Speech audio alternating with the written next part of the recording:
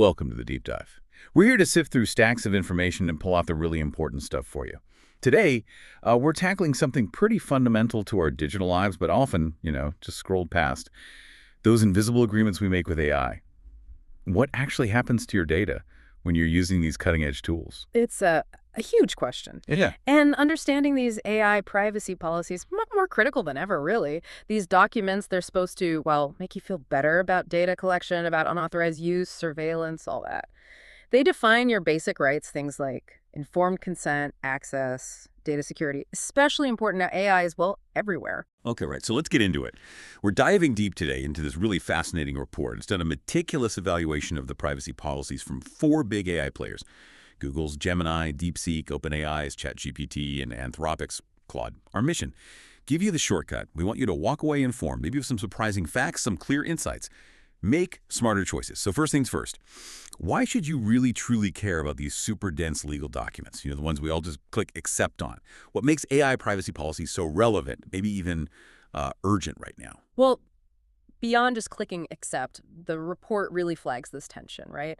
Policies are meant to build trust, but honestly, a lot of them are so complicated they almost do the opposite. And just think about the sheer scale of personal data being collected. Every stage development, deployment, when you use it, that creates unavoidable privacy implications. Big ones. People are worried, I mean, rightly so, about sensitive data being used without consent, about unchecked surveillance, potential misuse. It's all there. And these policies, they're the main legal tool companies and regulators use to try and address this stuff.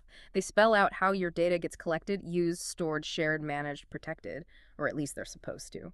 And they're legally required in most places, yeah. But the report also digs into whether they're actually, usable for the average person, easy to understand. That's a great point. And it's interesting because, well, yeah, companies draft these partly to cover themselves legally. Studies, like one the report mentions, actually show something else. Making policies clearer, more transparent, it actually encourages people to engage more, it builds trust. Funny how that works. So this report, it's kind of like a plain language guide, helping you cut through the jargon, make informed choices about which AI tools you're comfortable with and how you use them. All right, let's get into the specifics then. The report starts by reviewing each company's policy. Looks at 5 main things: data handling, privacy rights, encryption and security, breach response, and ethics or oversight. So let's break down these 4 big players, starting with Google Gemini. Okay, Google Gemini. The report suggests they collect, well, pretty much everything. Your chats even, live interactions, anything you upload, files, images, screen shares, also product usage info, feedback you give, and, yep, even your location data. Yeah, it's comprehensive. But the detail that really jumps out, something you should know, is that human reviewers, including third-party contractors, they actually read and annotate your Gemini conversations. Now, Google says they take steps to de-identify this data, but the report quotes the policy directly. Please don't enter confidential information, which, tells you something, and maybe even more significant. This reviewed data, it's kept for 3 years. And the policy explicitly states this data is not deleted even if you go and delete your Gemini app's activity. Wait, hang on. 3 years. Even if I actively hit delete on my end, that reviewed copy still hangs around for 3 years. That seems huge. Not what most people would expect from delete, I bet. Okay, so given they handle data like that, how's their security record looking? Any major incidents mentioned? It's a really crucial distinction, that 3-year thing. And yes, regarding incidents, there have been a couple highlighted. February 2024, some user prompts and queries accidentally leaped into Google search results. An issue with data retention systems, apparently. Google fixed it quickly. Then, March 2024, a different flaw. Gemini Advanced could inadvertently leak personal data, even passwords, through indirect prompts if you used it with Google Workspace. So yeah, some bumps in the road. Okay, but the report does mention some positive steps too, right? They have a responsible innovation team, Resin, and they put out annual responsible AI progress reports. Yeah. So there's a public effort toward ethics, at least. Right. Okay, let's switch gears to DeepSeek. The report calls this one the open source enigma. Their data collection is broken down into categories: info you provide, like your account details, your inputs, then automatically collected info, device, network, logs, location, cookies, standard stuff. And finally, info from other sources, login data, security info, and crucially, public internet data used for training models. Yes, but here's where it gets really interesting, maybe a bit murky. A separate analysis by Security Scorecard, mentioned in the report, looked into DeepSeek's code. And they found multiple direct references to libraries owned by ByteDance, the TikTok parent company. This raises some pretty big transparency questions. Undisclosed data collection, maybe remote control processes, we don't know. It's concerning enough that DeepSeek apps got banned on government devices in places like South Korea, Australia, Taiwan. Wow. Okay, so a hidden link, potentially, to ByteDance, a company with its own, let's say, complex data history. Not exactly what you picture with open source. Does that lack of transparency show up in their security approach or incident history, too? It kind of does, yeah. Their security standards aren't laid out as clearly as some others. And being open source puts more onus on you, the user, if you self-host. You're largely responsible for setting up proper security. They recommend AES 256 encryption for data at rest and in transit, but it's on you to implement it. Incident-wise, oh yes. January 2025, Wiz Research found a publicly accessible DeepSeek database, exposed over 1 million lines of logs, chat histories, secret keys, really sensitive stuff. They secured it quickly, like within half an hour of being told, but still, a major breach. And yet their stance is that open sourcing is their move towards transparency and ethics. Definitely a complicated picture. Yeah. All right, next up, OpenAI's ChatGPT. The one most people probably know, the trailblazer, but with its own issues. They actually have 2 privacy policies, a general one, and one specifically for Europe. They gather training data from public internet sources, third-party partners, and your user content. But they do emphasize they don't use personal info from that training data to build profiles on you, or for ads, or to sell it. Right, that's their stated position. They do collect a lot of technical info, though. IP address, browser type, how you use the service, device details, standard tech stuff. Their cookie notice is pretty detailed, too. Lists like 33 necessary cookies, plus various analytics and marketing ones.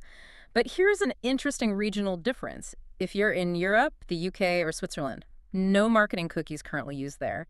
Shows how regulations like GDPR make a difference. Okay, so they state they don't sell data, detailed policies, but they have had some pretty significant data breaches, haven't they? The report covers those. They certainly have. It's been rough at times. February 2025, sensitive user info conversations, logins exposed.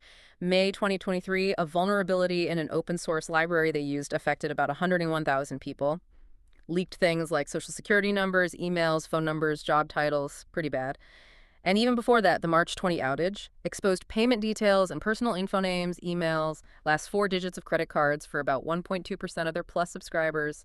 They have responded, Sent notifications, beefed up security, started a bug bounty program. So they are reacting, actively trying to fix things. And the report also mentions they set up a specific safety and security committee on their board, tasked with overseeing critical safety decisions, including data privacy. Seems like they recognize the gravity of it. Okay, last one. Anthropic's Claude, often framed as the ethical AI architect. Tell us about their approach. It sounds different. It is quite different, yeah. What's really unique is their constitutional AI, or they call it Claude's constitution. It's basically a set of principles baked right into the AI's core framework, trying to embed ethics from the ground up. These principles come from sources like the UN Declaration of Human Rights. They guide Claude to be helpful, honest, and harmless, and explicitly include instructions like choose the response that most respects your privacy or contains the least personal or confidential info. It's a fascinating attempt to make the AI itself privacy aware. That does sound powerful, building privacy right into the AI's decision-making. But does this whole constitutional AI policy apply across the board? Any important exceptions you should know about? Yes, a very important clarification there. This privacy policy, the main one, it does not apply when Anthropic is just acting as a data processor for a commercial client. So like if your employer gives you a Claude for Work account, in that situation, your employer is the data controller. They call the shots on data use. Anthropic just processes it based on their instructions. So the ultimate responsibility for how your work data is handled, that shifts to your employer, not Anthropic directly under this policy. Okay. That's a really key distinction, especially for anyone using these tools at work. What about their basic security in any past incidents? Security-wise, they use standard strong encryption. AES 256 GCM for data at rest, TLS 1.2 plus for data in transit. Pretty standard good practice. Their main notable breach back in January 22 wasn't actually a tech failure, it was human error. A contractor accidentally sent a file with some non-sensitive customer info names, open credit balances to the wrong third party. They notified the affected customers, investigated, but it wasn't a system hack. Okay, so we've looked at each company individually, their data practices, security, incidents, unique approaches. Now, the report brings it all together with a scoring system. How do they compare when actually measured against specific criteria? Right, this is where it gets quantitative. The report uses a model from Chatsuan and others, developed in 2023. It's called the Privacy Policy Scoring Model. It checks compliance against 31 specific privacy criteria grouped under 10 broader principles. It's a solid model aligned with big international laws like GDPR and the Nigeria Data Protection Act. Provides a standardized way to compare these policies apples to apples. Okay, the moment of truth. Let's hear the scores. Lowest to highest overall privacy policy score. All right, here they are. DeepSeek came in at 77.5%, then Google Gemini at 82.5%. Anthropic scored quite well at 89.5%, and leading the pack, OpenAI's ChatGPT at 95.5%. Wow, 95.5% for OpenAI. That sounds incredibly high. Does that score really tell the whole story, though, especially considering some of those breaches we just talked about? Or are there, nuances hidden behind that number? That's exactly the right question to ask. And the report digs into this. While, ChatGPT leads, and overall, the companies did pretty well in areas like outlining data subject rights and legal basis for processing, the analysis also found significant gaps, and these are in really key areas, things you definitely need to understand. So that high score doesn't mean everything is perfect. It's a score based on what the policy says, remember. Okay, significant gaps. Even in the high scores. This sounds like the real headline here. What are these crucial gaps? This was the most striking finding, honestly, a really critical insight. All four companies, Google, DeepSeek, OpenAI, Anthropic, every single one scored 0, a flat 0 on the specific criterion for clearly stating the storage and data retention period in their main policies. Basically, it's often really unclear just how long they actually keep your data. And additionally, DeepSeek and Google Gemini also scored 0 on clearly disclosing the purpose of marketing promotion. Hold on. 0 on data retention clarity for all of them, even the ones scoring 95.5% overall. That's quite something. So we've got these policies scoring well overall, but on a fundamental question, how long do you keep my stuff? They're universally vague. That feels like a massive asterisk next to those scores. Like, great policy mostly, except we won't tell you exactly how long we hold on to your information. Yeah. But okay, it's not purely about the score. The report itself points out some limitations to this whole scoring approach, doesn't it? Things you need to keep in mind. Exactly. It raises a really important point. A high score on the policy document doesn't automatically guarantee a company has a great privacy culture in practice. It doesn't mean they always actively respect privacy rights day to day. This evaluation is based only on the written words in the policies, not their actual implementation, not how well they follow through. The scoring model checks if certain elements are present, but it doesn't fully assess, say, errors in how data actually flows, or maybe problematic statements hidden in there, or language that's just ambiguous and confusing for you. Right. So a policy could tick all the boxes on paper, get a good score, but still be difficult to understand or maybe not fully reflect what's happening behind the scenes. It doesn't confirm how well they're doing privacy, just that they talk about doing it in the policy. Precisely. And you've got to remember, these privacy policies, they're living documents. They're legal texts that can and do change. Companies can amend them anytime, sometimes without much notice, which means your vigilance, staying informed, is always necessary. This report, it's a fantastic snapshot, a great starting point, gives you real knowledge, but it's not the absolute final word. Things evolve. So, bottom line for you, listening right now, what does all this mean?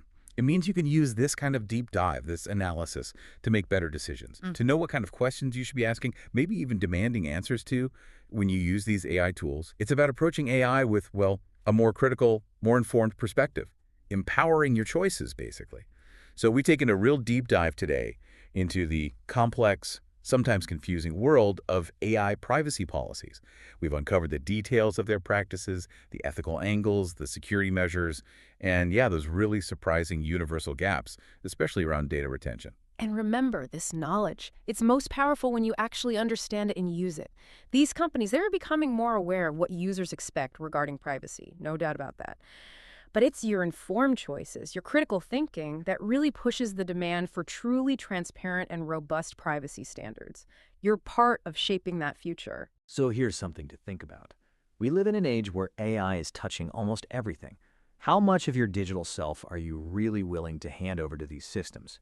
And maybe more importantly, what specific questions will you start asking now to make sure your privacy is genuinely protected, especially knowing what we now know about how unclear they are on keeping your data?